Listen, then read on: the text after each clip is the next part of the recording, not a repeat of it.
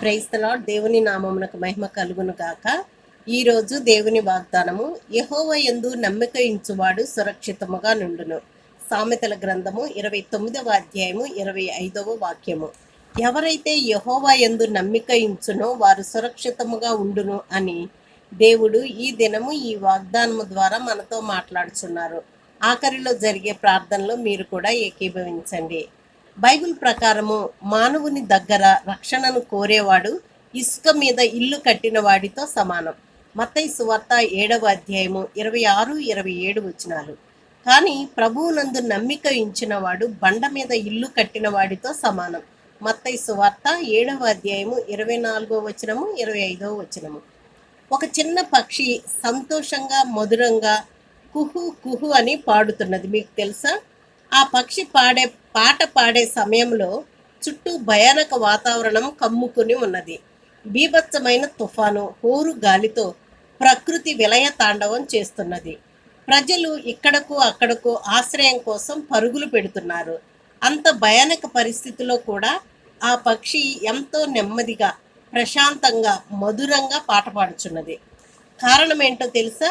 అది ఒక బండరాయిని ఆసరాగా చేసుకొని దాని రంధ్రంలో కూర్చొని నెమ్మదిగా ఉన్నది. ప్రకృతి విలయ తాండవానికి అది బెదరడం లేదు. భయం లేకుండా నిర్భయంగా ఉన్నదా పక్షి.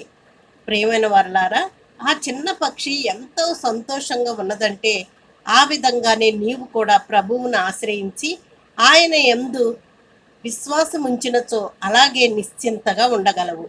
ఆయన నీకు ఆశ్రయంగా ఉంటాడు కనుక నిన్ను మరువడు, విడువడు. ఈ మర్మాన్ని నీవు ఎరుగకుండా నీ అంతటా నీవే ఎందుకు ఆందోళనకు గురి అయి అశాంతితో కొట్టుమిట్టాడుతూ ఉంటావు?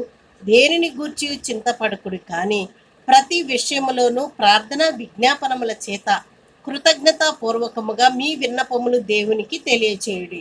అప్పుడు సమస్త జ్ఞానమునకు మించిన దేవుని సమాధానము యేసుక్రీస్తు వలన మీ హృదయములకును మీ తలంపులకును కావలియుండును. ఫిలిప్పీలకు వ్రాసిన పత్రిక 4వ అధ్యాయము 6-7 వచనాలు. ప్రార్థన. ప్రేమగల మా ప్రియ పరలోకపు తండ్రి, సకల ఆశీర్వాదాలకు కారణభూతుడైన మా ప్రియ ప్రభువ, సర్వోన్నతుడైన దేవ, నీవే మా ఆశ్రయదుర్గము. మీ యందు నమ్మిక ఉంచి ఉన్నాము. మాతో ఎల్లప్పుడూ ఉండుము. సర్వశక్తి గల దేవ, నీవే నా బండయు ఆశ్రయదుర్గమునై ఉన్నావు కనుక దేనిని గూర్చి ఆందోళన చెందకుండా మాకు నెమ్మదిని ప్రసాదించు. యేసుక్రీస్తు నామములో ప్రార్థించుచు అడిగి వేడుకొని పొందుకొని ఉన్నాము తండ్రి. ఆమెన్.